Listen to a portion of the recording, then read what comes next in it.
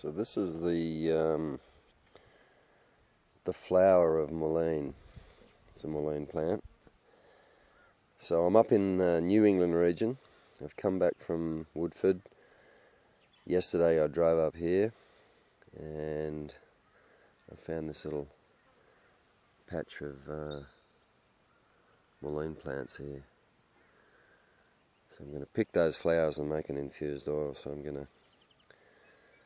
going to take a while to pick all those individual flowers and fill a big jar up and put oil on it. So, and then later there's some St. John's wort down the road as well, so I'm going to do that today as well. And these leaves are all arranged in such a way that if it rains, it directs water down into the root region. Look at this bee.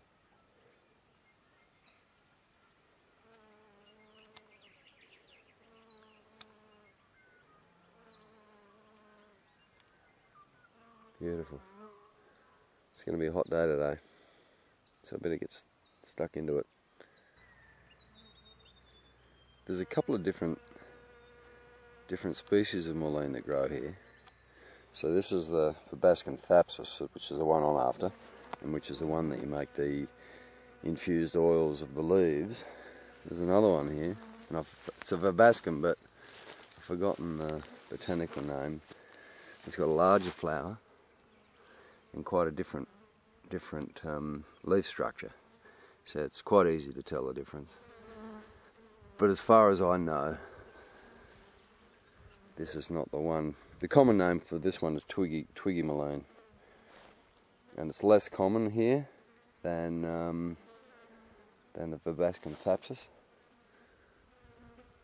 It's beautiful country. It's sort of granity kind of plains country. It's beautiful.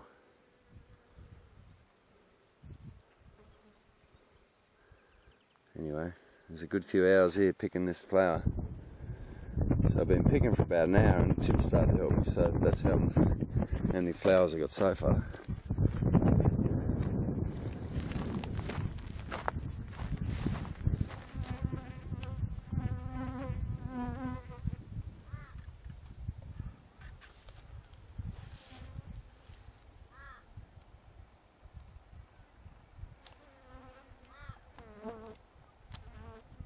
Alright, there you go, mate. Okay, Australian extra virgin olive oil. Beautiful.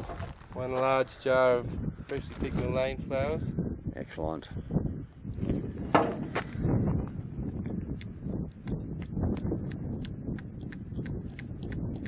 Really glugging down. Yeah.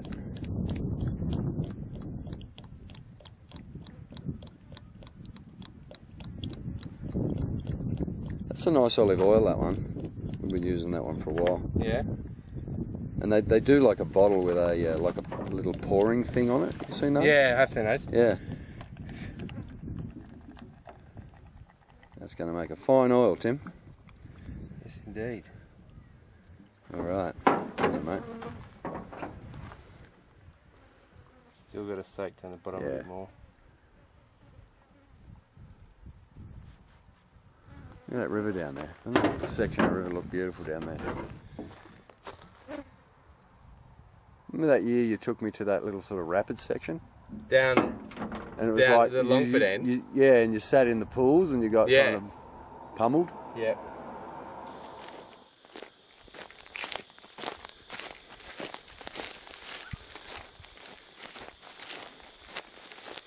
Doing a neat job there, Tim. Yeah, mate. Eh? Thought we didn't want too much of the greenery in there. Yeah.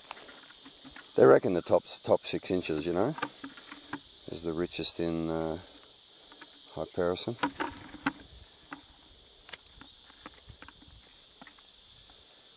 It's quite a bit through this paddock, isn't there? Yeah.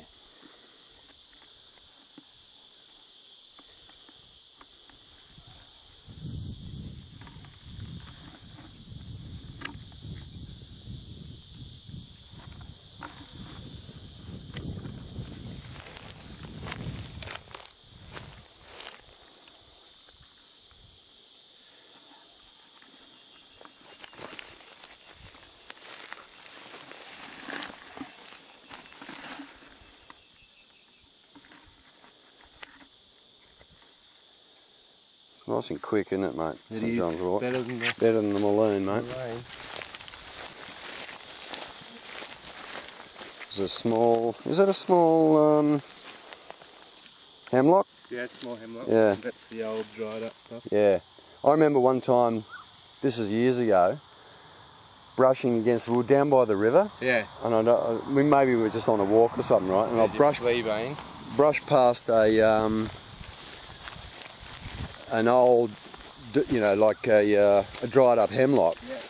And it scratched along my face, and I had like a neuralgia in that area for months, just months, yeah. It didn't break the skin or anything like that. But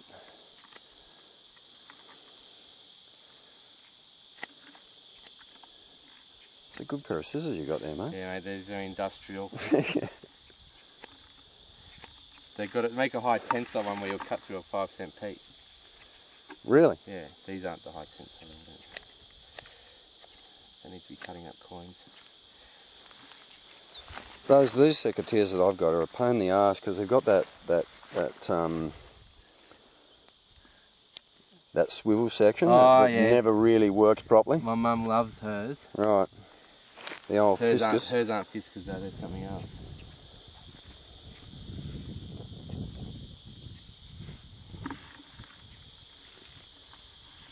Cicadas? Yeah. You could even take a fishing rod. Hey, there was a in the swimming pool yesterday. One of those are they mud eyes they call them, that you go trout fishing with. Those insects. What do they look like? Oh, really weird looking thing. Like little tiny thing? No, no, quite long. Like an and my memory of them from trout fishing down the Snowy was they used to call them mud eyes down there. Yeah. But they got like big nippers or anything?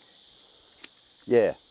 Big nippers at one end and quite big kind of feet. Yeah, you know? for like digging in the sand. Yeah. Yeah, we call them earwigs. Oh, right.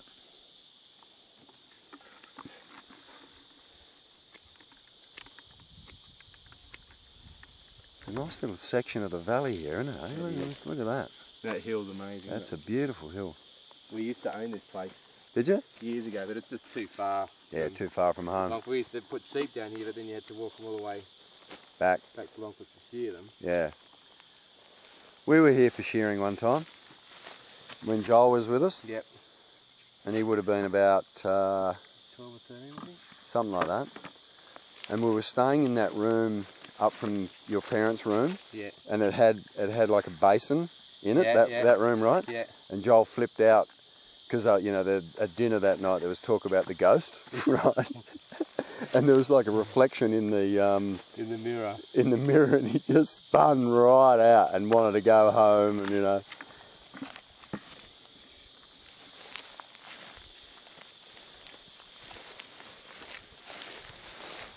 It's good, this, mate. You're doing all the work.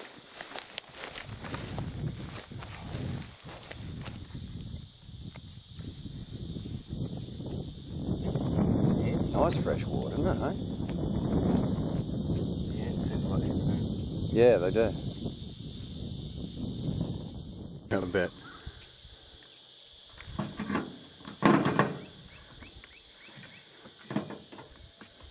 So did they come out from Scotland? Yeah, they were out here on a 1-year visa, just tourist visa. Righto. Or working and tourist visa. Yeah. And so if they came and did 3 months or 88 days in a rural area, they get another year on their Wow, that's visa. good, isn't it? But they had a great time. The I bet they did. Kids loved them. Yeah. A lot of fun.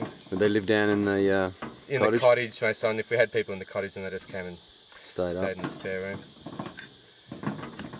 And Damon came to work with me most days. Right. And Cheryl stayed and helped Dawn. So Damon had a lot more fun than Cheryl. Got to see lots of things. a bit of the farm. Yeah.